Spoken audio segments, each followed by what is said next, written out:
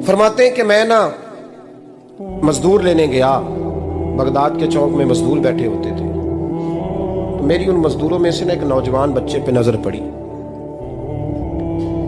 बड़ा कमजोर सा वजूद था, लेकिन चेहरे पर इबादत का निशान था। माथा बताता था कि नमाज का बड़ा ख्याल रखता है। मैं उसके करीब गया।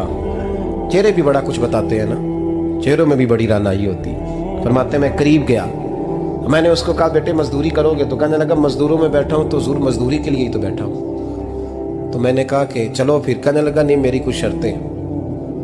मैंने कहा बताओ? कहने लगा पहली शर्त यह है कि लोग 4 दिनार दिहाड़ी लेते हैं, मैं 3 दिनार लूँगा। मैंने कहा यार भाई तो बड़ी बेहतरीन है, बाकी भी इस तरह की रख ले। उसने कहा हुजूर दूसरी शर्त यह है कि मैं आपकी मुकम्मल बात मानूंगा, लेकिन जब अजान हो जाएगी फिर आपकी नहीं सुनूंगा। तीसरी बात उसने ये की कि हुजूर मैं आपके घर में काम करूंगा पर आपके किसी सवाल का जवाब नहीं दूंगा।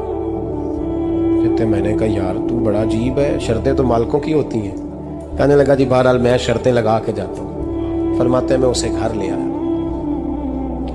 काम मैंने उसको बताया, तो जो काम मजदूर सारे दिन में करता है ना उसने 2 घंटे में ही कर दिया। हमारे मजदूर सिगरेट पीने में भी तो आधा घंटा लगाते हैं, वो चाय पीने जाए तो पौना घंटा। वहाँ उनको भी तो दयानतदारी करनी चाहिए कि नहीं करनी चाहिए?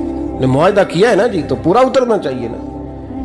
कहते 2 घंटे में। अब काम जब बंदा शुरू कराता है तो काम और निकल आता है। कहते काम मैंने उसको और बता दिया, वो करने लगा। उसने मिट्टी निकाल के रखी थी बाहर रास्ते में, तो अजान हो गई जोर की। उसने वहीं कुदाल छोड़ी कही और चलने लगा। तो मेरा बेटा कहने लगा इसको जरा बराबर कर दो। कहने लगे चुप कर जा, तेरे बाप से बात हुई थी, जब अजान होती है तो मैं किसी और की नहीं सुनता, सिर्फ अल्लाह रसूल की सुनता हूँ। कहते मस्जिद चला गया, नमाज पढ़ के आया तो दोपहर का वक्त था। मेरी बीबी कहने लगी इसको को खाना खा ले। कहते हमने कहा खाना खा लो। तो कहने लगा मैंने रोज़ा रखा, रमज़ान भी नहीं था, नफली रोज़ा रखा हुआ। फरमाते हैं शाम हुई, मैंने 3 दिनार दिए। तो मैंने कहा तेरा नाम क्या है? कहने लगा मैंने आपसे कहा था मैं किसी सवाल का जवाब नहीं दूंगा। कहते वो चला गया। अगले दिन मैं फिर लेने गया उसे, काम कुछ और निकल आए। तो लोगों ने बताया वो सिर्फ हफ्ते वाले दिन आता है।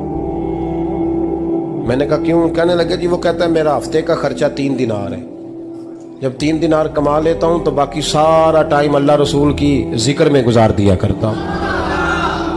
फरमाते हैं अजीब। अगले हफ्ते मैं फिर लेने गया, मैंने पूरा हफ्ता इंतजार किया कि काम उसी से कराना है। मैं जब गया तो मैंने कहा चलो। कहने लगा मेरी शर्तें याद है ना? और मैंने कहा याद है भाई, साथ चल। फरमाते हैं काम कराया, 2-3 हफ्ते वो आता रहा। एक हफ्ते में गया तो लोगों ने कहा हुजूर आज नहीं आया। क्यों? कहने लगे बीमार हो गए। कहाँ घर है? कहने लगे बगदाद के कब्रिस्तान के पीछे जो कच्ची आबादी है उसमें रहता है। फरमाते मैं गया, दरवाजे पे दस्तक दी तो कहने लगा हुजूर आप हैं? दरवाजा खोला है, आ जाइए।